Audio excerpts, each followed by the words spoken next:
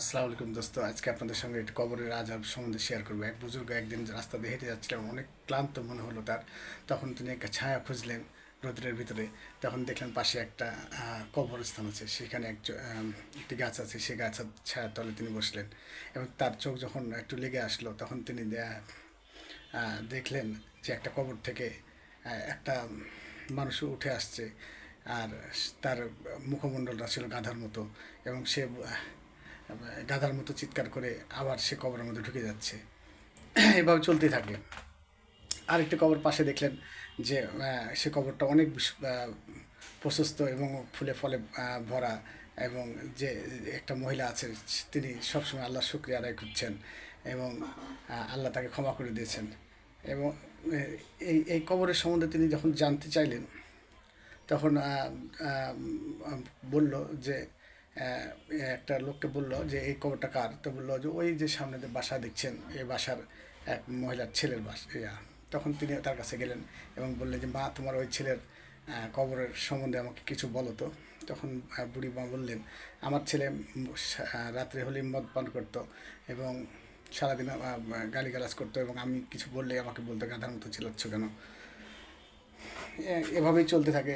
সে একদিন মদ খেতে খেতে মারা যায়। তারপরে তার কবরটা সেখানে দেওয়া হয়।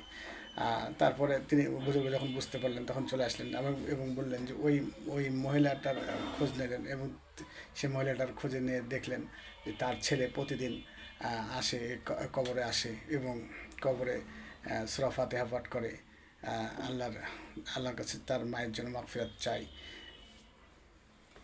আর এই আর তার চাওয়াটা আল্লাহ কবুল করে নিয়েছেন এমনভাবে যে তাকে জান্নাতবাসী করেছেন এবং তার কবরকে প্রশস্ত করেছেন, এবং কবরে কবরে সমস্ত নিয়ামত আল্লাহ দান করেছেন সে ছেলের জন্যই। তো আমরা বেশি বেশি করে এই আল্লাহর এই আল্লাহ রসুল সাল্লাহ সাল্লাম বলেছেন যে মা বাবার মা বাবার জন্য ছেলেদের দোয়াই যথেষ্ট হয়।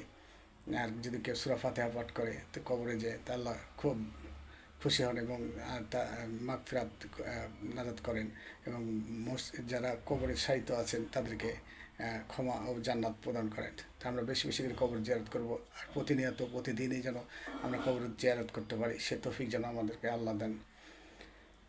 আর আমাদের মাতা পিতা যারা জীবিত আছেন, তাদেরকে আমরা শ্রদ্ধার সাথে দেখবো এবং তাদের সাথে সদ্ব্যবহার করবো ইনশাআল্লাহ। আল্লাহ আমাদেরকে সকলকে সে তৌফিক দান করুন। আল্লাহুম্মা আমিন।